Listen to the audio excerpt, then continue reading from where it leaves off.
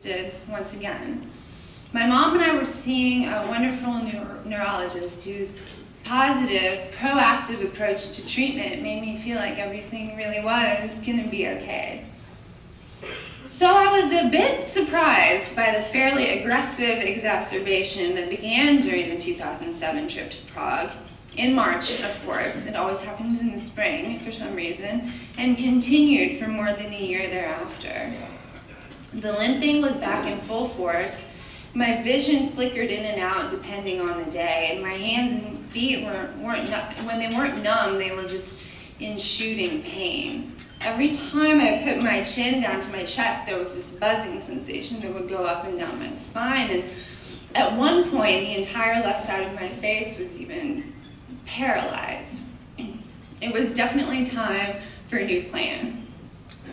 A trip to my neurologist and another MRI confirmed that the beta seron had stopped working, and the only choice left at this point was to try a drug called Navantran, which most of you are familiar with. I believe it's a fairly invasive chemotherapy, and one of the side effects is that it can cause infertility in young women.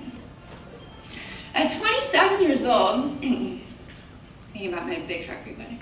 Okay, at 27 years old, I wasn't really to give up my ability to have children. So when my doctor mentioned that there was one other thing that we could try, I was all ears.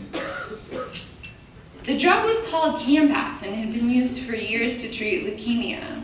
There had been some studies done to show that it had some effect on people with multiple sclerosis, and new research patients were needed.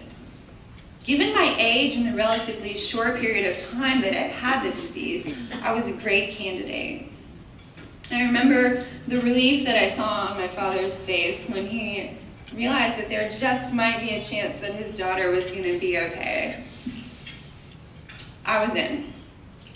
Of course, it took some time to get through all of the red tape that we had to cut through to actually get me to receive the drug. There were some questions as to whether or not I'd had the disease for too long. Maybe 7 years had been too long of a period of time. We spent 5 or 6 months working out the details, and we were keeping my symptoms at bay with IV steroids and the consequential mood swings in check with an antidepressant. I started to lose a lot of weight really quickly, and while I liked it at first, I was a little bit worried when a size 0 jeans was falling off of what my tailor calls my Latina hips. We were keeping, so it was definitely hard to recognize the body that I was living in. It was July when I finally got the phone call saying that I could go down and start to receive my Campath, and I quickly packed up some DVDs, some books, and Joey, and headed down south to start getting better at my neurologist's office in Coleman, Alabama. The days went faster than I thought they would. I ate Jolly Ranchers, and Joey brought me lunch. My sister sent me flowers, and I made quick friends with the nurses who were checking my vital signs every hour. I was receiving the chemotherapy through IV for 8 hours a day, 5 days in a row. So it was a lot of sitting around and just chilling. But I also got to see this really colorful cast of characters that was also coming in and out of the infusion room to receive a drug called Tisabri, which is given once a month in an hour. So I was seeing a lot of different people, and they were quite a group. Some of them were cheerful, others were visibly angry about the card they'd been dealt. And then there are the ones who just laughed at it all.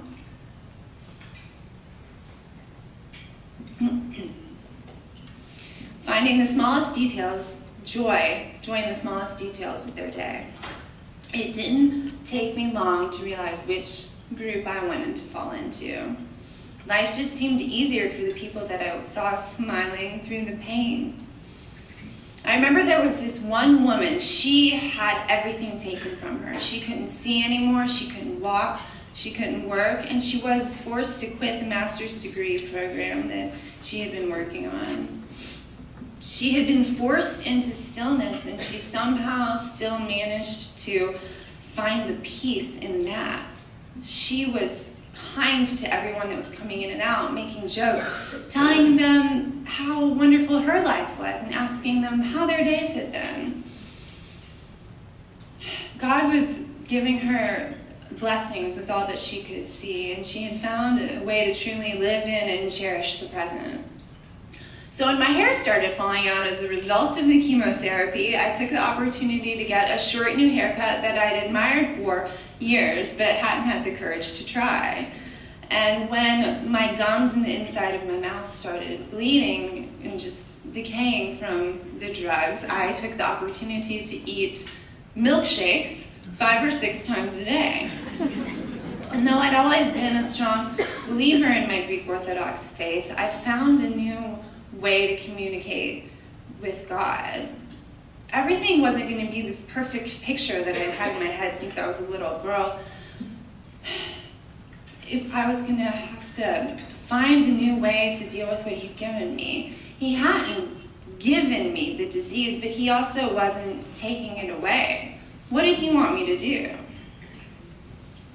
I remembered something I had told myself upon my diagnosis, but had somehow forgotten in the 7 years since then.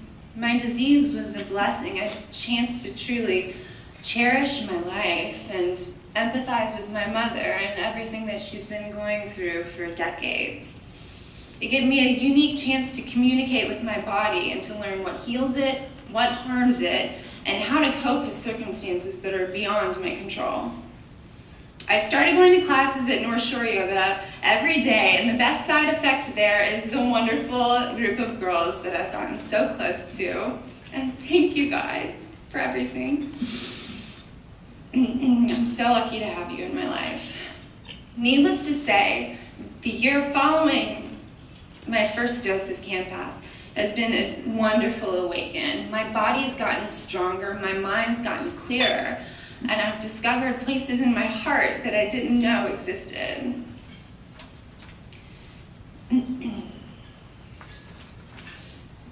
Stand by. They got out of order.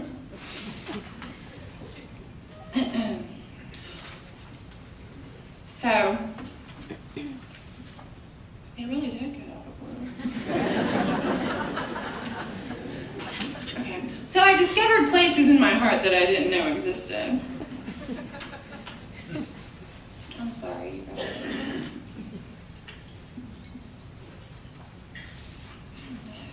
Okay, so I discovered places in my heart that I didn't know existed.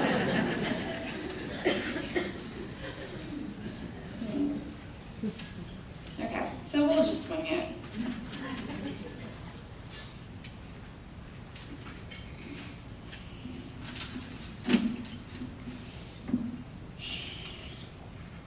I was told that I would be able to get my Campath again the next year, and I was going to have half of the dose, and it would be cut in half in terms of time and how much of the drug I was going to have to receive. Everything went really well, and I was feeling great. I got engaged to the man of my dreams and got a job that I loved. I've learned how to cope with everything that's been put on my plate.